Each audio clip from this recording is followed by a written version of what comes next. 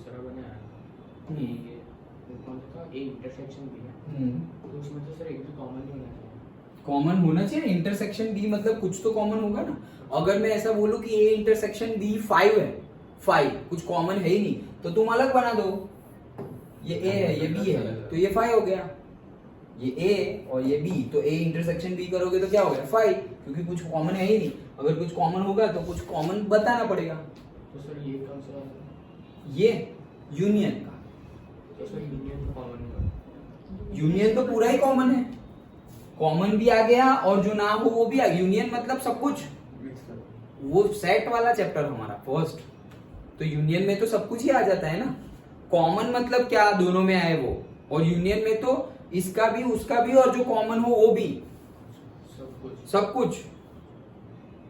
Okay और intersection में सिर्फ कॉमन। इंटरसेक्शन में सिर्फ common, yes.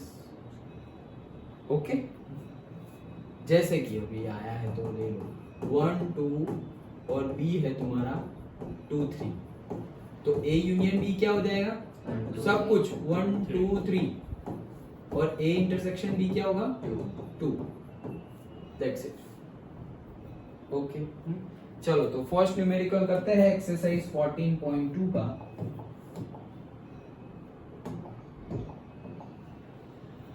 Which of the following cannot be valid assignments of probabilities for the outcomes of sample space? तो हमारा sample space given है, first numerical का हमारा sample space given है, S is equals to कितना है 7 तक, omega 1, omega 2, omega 3, omega 4, omega 5, omega 6, omega 7।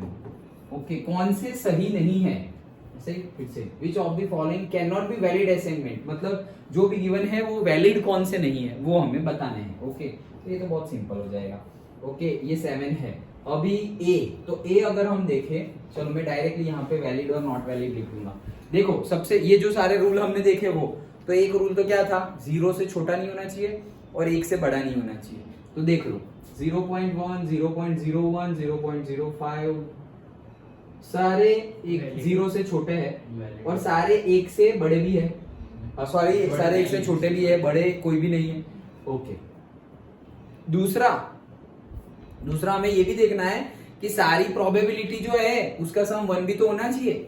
हमने जो पढ़ा था वो, ये probability of A, probability of B, probability of C, D, E, F, यहाँ पर तो 7 तक है। Probability of omega 1, probability of omega 2, probability of omega 3, सबका सम करो तो वो कितना आना चाहिए, 1 आना चाहिए। ओके, सो करो कितना है 1, 0.1, 0.2, 0.6 मतलब 0.8, 0.9, 0.9 तो हो गया।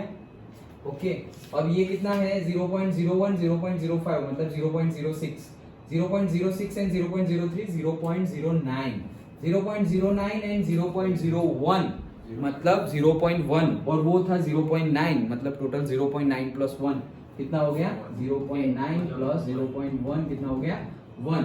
तो सारी प्रोबेबिलिटी 1 भी है और पहली कंडीशन भी सेटिस्फाइड है, तो भाई ये तो वैलिड है। डन।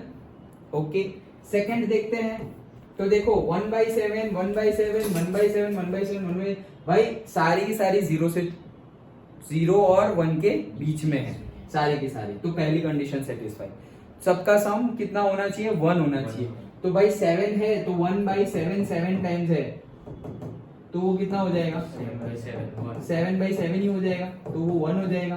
तो ये भी क्या हो गया, वैलिड हो गया। सिंपल। ओके, सी देखते हैं। सी में देखो 0. सारे के सारे 0 और 1 के बीच में है, पहली कंडीशन 0 और 1 के बीच में है। दूसरा सबका सम 1 होना चाहिए, तो ये देखो 0.1, 0.2, 0.3, 0.3, 0.3, 0.6, 0.6, 0.4, 1 ले लो, यही 1 हो गया। अभी तो इतना बाकी है। Okay, so not valid. अभी इसका रीजन तुम्हें देना पड़ेगा भाई। ओके, इसका रीजन तुम्हें देना पड़ेगा, not valid because the probability of all the event is not equals to 1। हाँ वही सम बोल दो, यस। ओके, तो रीजन के साथ बोलना पड़ेगा। चलो डी, नॉट वैलिड क्यों? माइनस है तो यस वो भी नॉट वैलिड। उसका रीजन भी देना पड़ेगा कि से प्रोबेबिलिटी ऑफ से omega 1 and probability of say omega 5 is negative, but we know that probability cannot be less than 0. Okay, therefore it is not valid. And last E. So सबसे पहला 0 से 0 और 1 के बीच में होना चाहिए। तो सारे के सारे क्या है, ये लास्ट वाला 15/14 है। 15/14 मतलब 1 पॉइंट समथिंग आएगा, तो वो तो 1 से ज्यादा हो गया, मतलब वो रॉन्ग हो गया। ओके, सो उसका रीजन क्या लिखेंगे कि ई जो कंसाइनमेंट ई है, कंसाइनमेंट बोला है असाइनमेंट ओके, जो असाइनमेंट ई है that is also not valid. Reason क्या होगा?